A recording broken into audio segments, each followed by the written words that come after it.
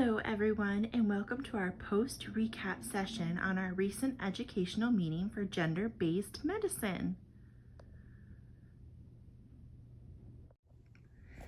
Hello! It is important that we understand the complexities of sex and gender as a private practice. As a staff of Collins Family Practice, it is necessary that we discuss the impacts of the biological sex of patients who identify with the opposite gender.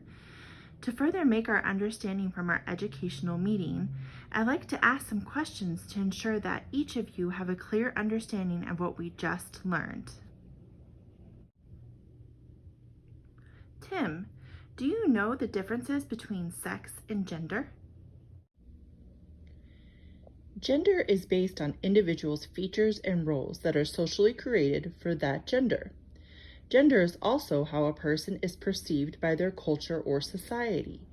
Sex is something completely different in that sex is what makes some different biologically from a man or woman. Very good, Tim.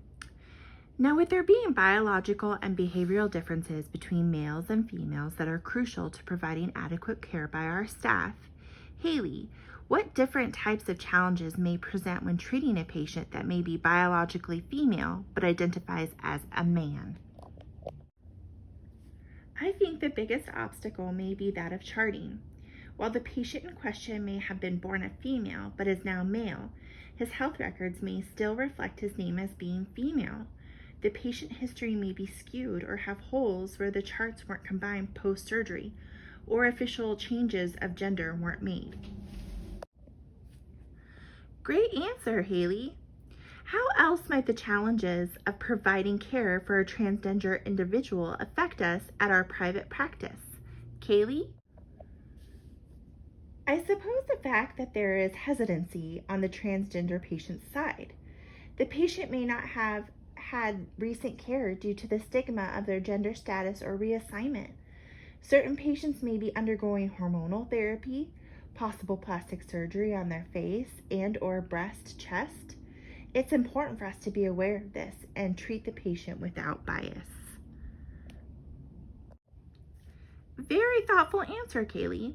Allie, what type of risk factors do you think may be involved with the points that Kaylee made with regards to appropriate treatment and understanding of the transgender patient? I would have to say that there would be certain risks involved with the patient not being medically treated according to their gender reassignment. If patient is reluctant to receive medical care due to the possible coarseness they may receive from healthcare workers by how the patient is treated, then lack of treatment would certainly increase the mental illnesses. Lack of treatment designed to treat the transgender patient could result in poor health or even death. Very good, Allie. Riley, how do you think a lack of gender-based prevention management and therapy negatively impacts care for males and females?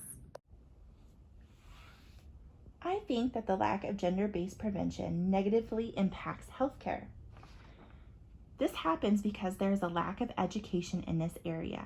For example, many women suffering from chronic pain or mental illness are not taken as seriously as they should be by some medical professionals. Amy M. Miller, president and CEO of the Society for Women's Health Research, stated that society dismisses women's concerns about their chronic pain. It has been shown that pain described by men have been studied and more in-depth research has been given. The evidence is apparent when you see a pain-causing illness that is dominated by men having more treatments available than the illness is causing pain for women. Women suffer health conditions that aren't as life-threatening as men, so it could possibly stand to reason that male illnesses could be more studied due to the illness being more fatal.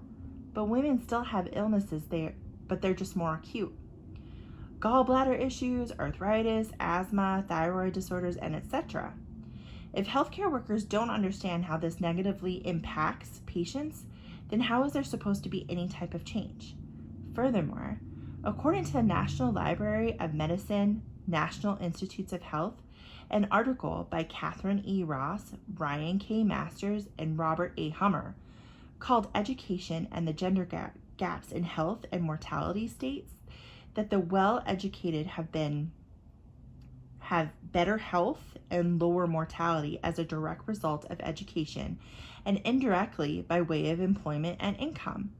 Another example comes from UCSF Women's Health Center. They have a urogynecologist on staff. From what I understand, this type of specialty isn't a common practice. So to be honest, because men have prostates, many urologists see men, not women. Extremely informative, Riley. Now, Hallie, how might we identify new approaches to gender-based care, and why would you consider them to be important? I think that although it's very obvious that men and women are different, as healthcare professionals, we need to start looking at the bigger picture here. Both men and women are affected by disease. Sometimes they are the same diseases, but because of the anatomical differences of men and women, these differences affect them differently. Being a healthcare professional, and I'm sure my colleagues would agree, that we need to start asking ourselves some questions. Are we genuinely interested in serving our patients as gender-based individuals? Ongoing training in this area needs to be one of our primary focuses. However, as we become more educated, we need to educate our patients as well. Our patients need to be able to advocate for themselves. If we visit what Riley had to say about the urogynecologist, that's huge. How many women go to a urologist and don't get treated for what they need because the doctor isn't fully trained in taking care of a woman's pelvic floor? As a practice, we need to become more familiar with different specialists so that we are referring both our male and female patients to the best specialist. Just like marketing aims to sell us women the right razor and men the best shave for their face, we need to start adopting and creating an atmosphere of treating our patients with gender-specific care. Thank you so much for your extremely thoughtful and informative response, Hallie. All right, well, it's time to get back to work providing care for our patients.